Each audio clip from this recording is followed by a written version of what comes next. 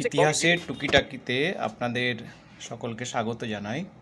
আজকে যে বিষয়টার ওপর আমি বলার চেষ্টা করব সেটা হলো আর্কিওলজি বা প্রত্নতত্ত্ব এবং মিউজিয়াম বা জাদুঘর এর ক্ষেত্রে এক্সিবিশন বা প্রদর্শনীর কী ভূমিকা রয়েছে।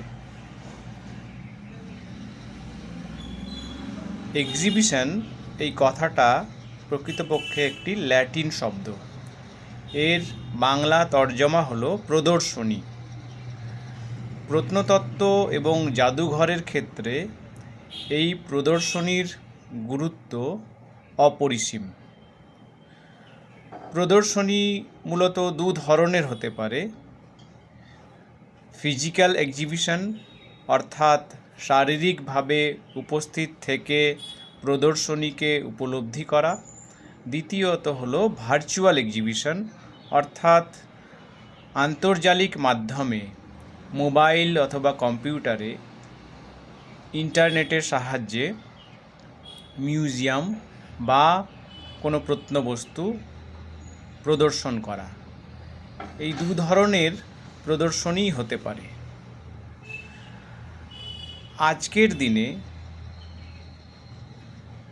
ভার্চুয়াল এক্সিবিশন বা আন্তর্জালিক প্রদর্শনীর গুরুত্ব ক্রমশ বৃদ্ধি পাচ্ছে। প্রকৃতপক্ষে প্রত্নতত্ত্ব এবং জাদুঘর তথা কোনো একটি দেশের ঐতিহ্য সম্বন্ধে সাধারণ মানুষকে সচেতন করার ক্ষেত্রে প্রদর্শনীর গুরুত্ব বর্তমান সময়ে ক্রমশই বৃদ্ধি পাচ্ছে। ক্রমপর্যায়ে আমরা এই প্রদর্শনীর গুরুত্বকে আলোচনা করে দেখতে পারি।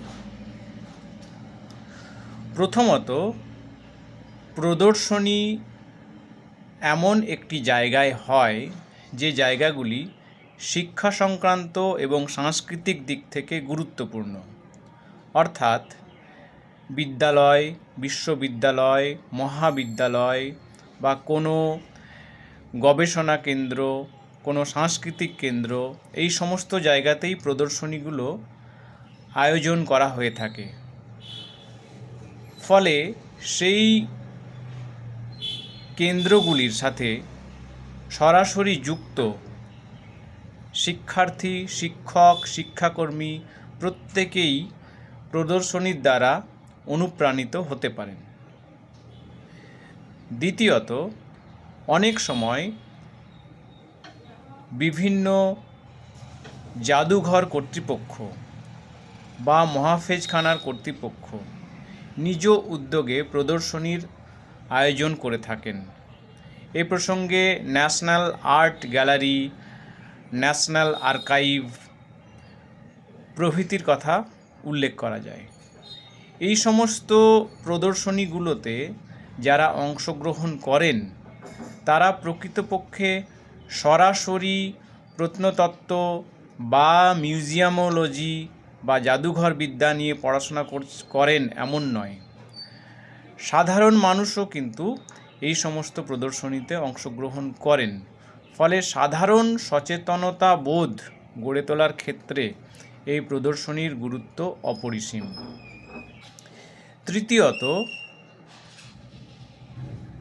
যারা সেইভাবে শিক্ষা জগতের সাথে যুক্ত নন সেই সমস্ত মানুষকে, অর্থাৎ শিক্ষার্থী বা শিক্ষক ছাড়াও যারা অন্য পেশার সাথে যুক্ত, তাদেরকেও যদি প্রাচীন ঐতিহ্য, সংস্কৃতি তথা প্রত্নবস্তু সম্বন্ধে সচেতন করতে হয় তাহলেও কিন্তু এই প্রদর্শনীর গুরুত্ব অপরিসীম। এই প্রদর্শনীতেই অপেশাদার ব্যক্তিবর্গ অংশগ্রহণ করে প্রাচীন ঐতিহ্য এবং সংস্কৃতি সম্বন্ধে সচেতন হতে পারেন।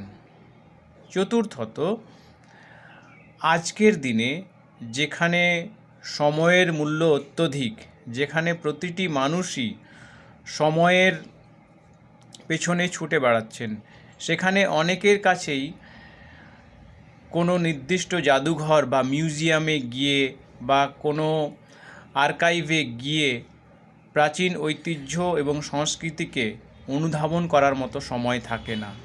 সেই জায়গায় যদি কোনো প্রদর্শনী আহ্বান করা হয় তাহলে খুব সহজেই সাধারণ মানুষের মধ্যেও একটা উদ্দীপনা তৈরি হয়, যে উদ্দীপনার সাহায্যে সাধারণ মানুষ তথা সমাজের বিভিন্ন স্তরের মানুষ প্রদর্শনীর মাধ্যমে প্রত্নতত্ত্ব এবং জাদুঘরে সংরক্ষিত প্রত্নবস্তু সম্বন্ধে অনায়াসেই সচেতন হতে পারেন।